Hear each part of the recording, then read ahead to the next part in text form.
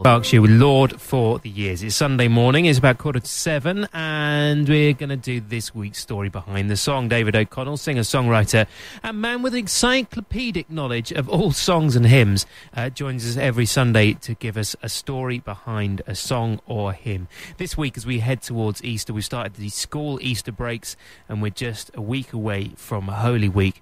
We turn to Good Friday and a Good Friday hymn. It's There Is a Green Hill Far Away. And here's David with the story behind that song. In 1848, at the age of 25, today's featured composer published a book entitled Hymns for Little Children, which included 3 of our now most popular hymns: Once in Royal David City, All Things Bright and Beautiful, and a hymn we're looking at this morning, There Is a Green Hill Far Away. The composer's name was Cecil Frances Alexander. She was born in Dublin in 1818, and when she was still just a little girl, she was already writing poems. Unsure whether her rather strict father would approve, she would hide them under a carpet. She needn't have worried. When he found out, he allocated an hour every Saturday evening to read her poetry out loud to the family.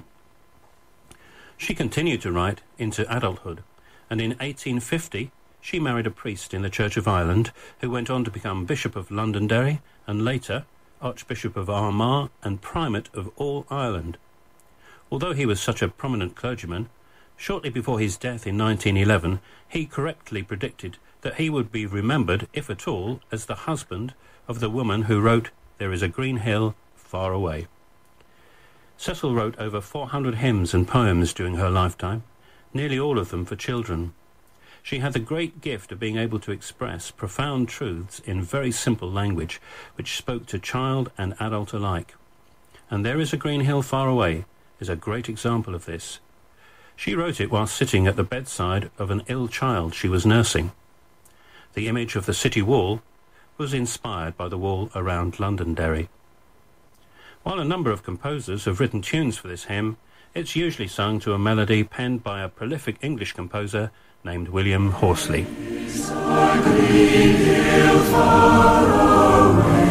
Without a city wall, where the dear Lord was crucified, who died to save us all.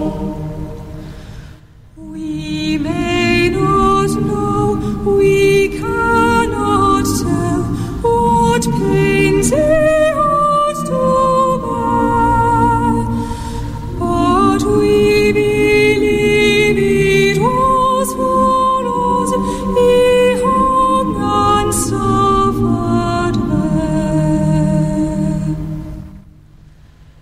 He died that we might be forgiven, he died to make us good, that we might go at last to heaven, saved by his precious blood.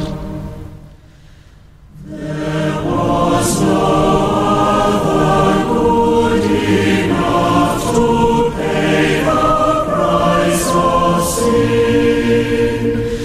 He only could unlock the gate of heaven and let us in.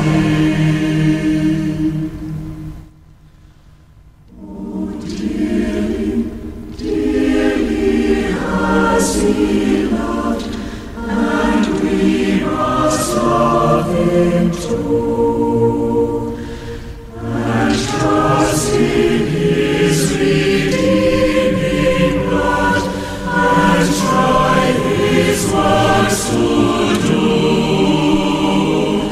and trust in his redeeming blood, and try his works to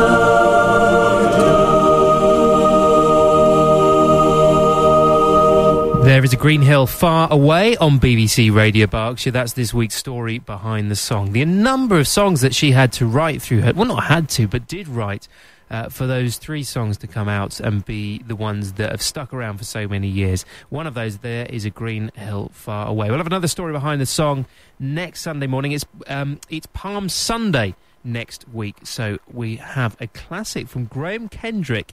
This is one that I love, and I love to hear every time. It's a little bit on the cheese spectrum, but I love it. It's Graham Kendrick's Make Way, and we'll have that as our story behind the song next Sunday morning, same kind of time. Talking to Kendrick, this is one of his.